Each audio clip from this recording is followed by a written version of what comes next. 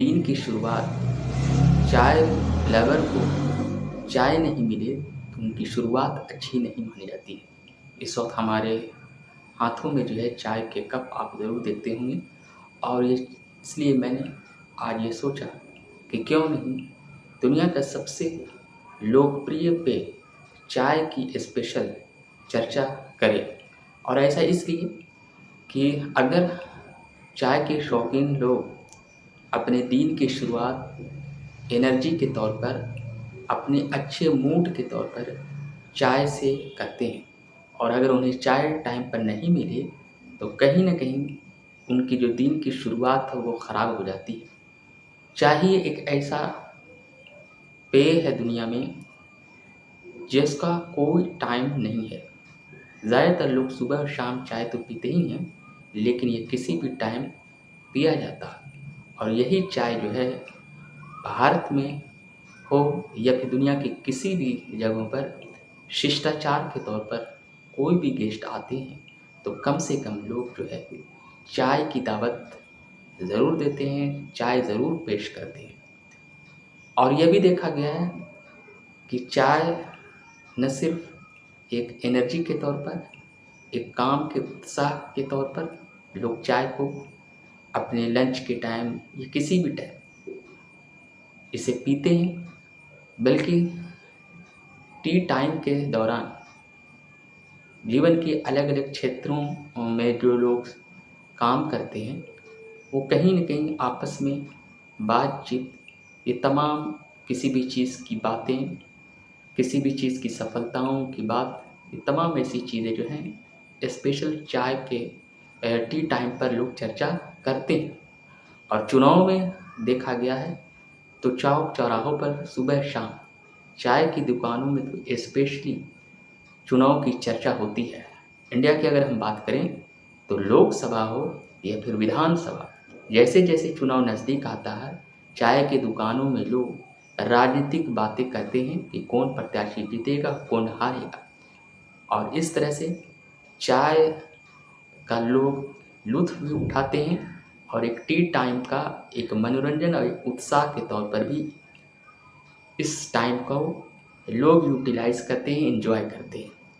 अब अगर चाय की बात हो ही जाए तो ये भी बताना मैं चाह रहा हूँ कि बहुत कम लोग जानते हैं कि वर्ल्ड में चाइना में यूनन एक प्रांत में स्पेशली जो है 2773 ईसा पूर्व के आसपास इस चाय की खेती हुई थी। और फिर धीरे धीरे चाइना के दूसरे प्रांत, चाहे वो फुजियान हो या फिर दूसरे जगह में भी चाय की खेती होने लगी।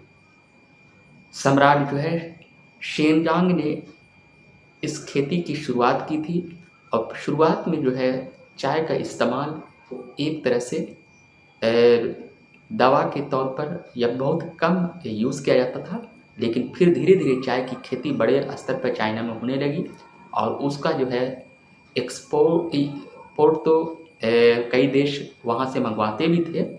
बाज़ाब्ता जो है चाय एक कॉमर्शियल के तौर पर, व्यावसायिक खेती के तौर पर चाइना में शुरू। अगर हम चाय की बात करें और इंडिया का नाम नहीं लें तो ये कैसे हो सकता है। इंडिया में ख़ासकर अगर देखा जाए तो ब्रिटिश शासनकाल के दौरान ही असम में जो है अंग्रेज़ों ने चाय की खेती की शुरुआत की थी। और असम के बाद जो है दक्षिण के ख़ासकर केरल और फिर नीलगिरी की पहाड़ियों, ये तमाम जगहों पर चाय की खेती होने लगी। और अगर पूरे इंडिया के अलग अलग स्टेट पर हम नज़र दौड़ाएं तो ये पता चलता है कि दार्जिलिंग की चाय जो दुनिया में इसका काफ़ी डिमांड है, काफ़ी एक स्पेशल खुशबू वहाँ की होती है। उसी तरह से असम और नीलगिरी की पहाड़ों की चाय का भी एक अलग अपना टेस्ट है और एक अलग डिमांड है। अब सवाल ये भी उठता है कि आखिर चाय से पहले इंडिया में लोग किस पेय का इस्तेमाल करते थे, किस चीज़ को वो पीते थे, किस चीज़ का वो ड्रिंक करते थे। या फिर दुनिया के कई देशों में जब चाय की खेती नहीं होती तो अलग अलग देशों में जड़ी बूटी के तौर पर कई ऐसे पेय थे, कई ऐसे ड्रिंक थे जिसका इस्तेमाल होता था। और अगर हम भारत की बात करें तो चाय से पहले काढ़ा का इस्तेमाल होता था। जी हाँ, वही काढ़ा जिसकी चर्चा कोरोना के टाइम भी हुई थी और कई लोगों ने कोरोना से अपनी प्रतिरोधक क्षमता को बढ़ाने के लिए और उससे बचने के लिए काढ़ा पीना फिर शुरू कर दिए थे। अब सवाल ये उठता है कि काढ़ा और जोशांदा का नाम आप लोग ज़रूर सुना होगा बहुत पहले, तो अभी भी शांदा के जगहों पर लोग पीते हैं। तो आखिर जो है काढ़ा और जोशांदा क्या दोनों एक ही चीज़ है और ये सेहत के लिए कितना फ़ायदेमंद है और इसका इस्तेमाल क्या ज़्यादा करना सही है? तो इन तमाम चीज़ों पर आज हम इस वीडियो के माध्यम से बताएंगे, इसलिए वीडियो काफ़ी नॉलेजेबल और काफ़ी इंटरेस्टेड है, तो वीडियो को आप लोग एंड तक ज़रूर देखिए। दरअसल अगर देखा जाए तो काढ़ा और स्पेशली जोशांदा दोनों एक ही चीज़ नहीं है। जी हाँ, बहुत से लोग समझते हैं कि पहले ज़माने में जो जोशांदा मिलता था, अभी भी मिलते हैं, तो वो और काढ़ा दोनों एक ही चीज़ है। काढ़ा जो है एक आयुर्वेदिक ड्रिंक के तौर पर, एक पेय के तौर पर है और इसमें जो है कई जड़ी बूटियाँ इसमें मिलाकर इसको बनाया जाता है। ख़ासकर अगर हम देखें तो इसमें अदरक, तुलसी और स्पेशली जो है और भी कई जड़ी बूटियों को मिलाकर इसे गर्म करके इसको पिया जाता है।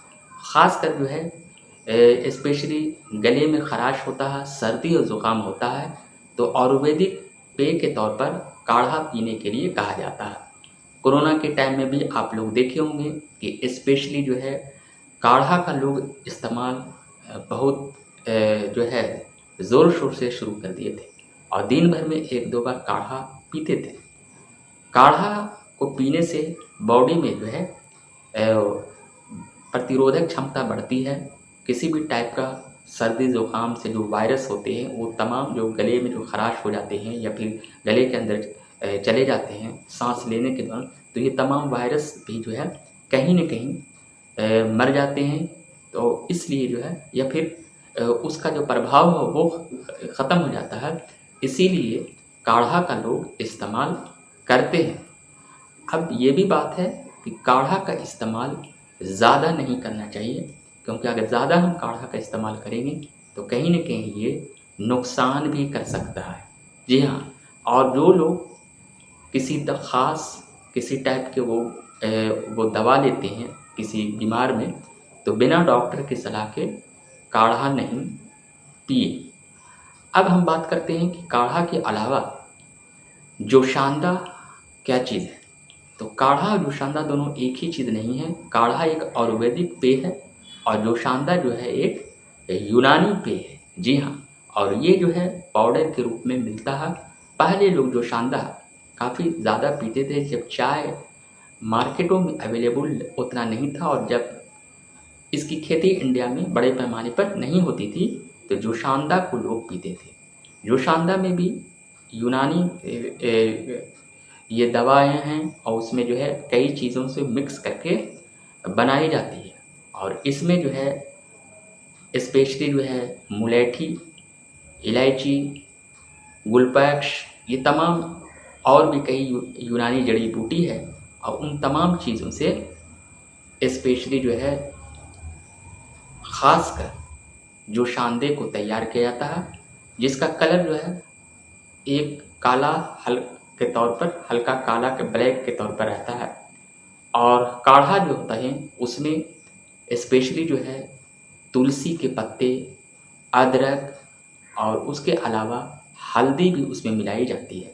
तो कहीं न कहीं ये कलर में इसके हल्दी की वजह से पीले रहते हैं।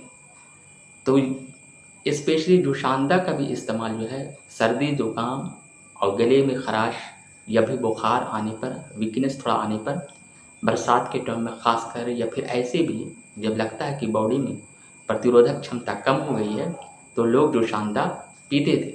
और इंडिया में जब चाय जब फेमस नहीं हुई, ज़्यादा चाय लोग नहीं पीने लगे, तो पहले जो है जोशांदा का इस्तेमाल होता था और आयुर्वेदिक जो है काढ़ा का इस्तेमाल होता था। तो कहीं न कहीं चाय से पहले काढ़ा और जोशांदा का इस्तेमाल लोग करते थे। और कहीं न कहीं ये भी है कि काढ़ा और जोशांदा दोनों अलग चीज़ है, लेकिन सर्दी, ज़ुकाम, खांसी और बुखार और प्रतिरोधक क्षमताओं को बढ़ाने के लिए ये दोनों चीज़ काफ़ी अच्छी और उपयोगी है, बशर्ते कि उसका इस्तेमाल जो है सीमित टाइम के लिए किया जाए। और अगर सर्दी, ज़ुकाम, खांसी ज़्यादा है तब इसका इस्तेमाल 1-2 बार कर सकते हैं। लेकिन अगर किसी तरह की एलर्जी या किसी तरह का आप दवा लेते हैं तो बिना डॉक्टर की सलाह के आप इसका इस्तेमाल नहीं कर सकते हैं। तो ये वीडियो आपको कैसा लगा कमेंट बॉक्स में ज़रूर बताइएगा। शुक्रिया।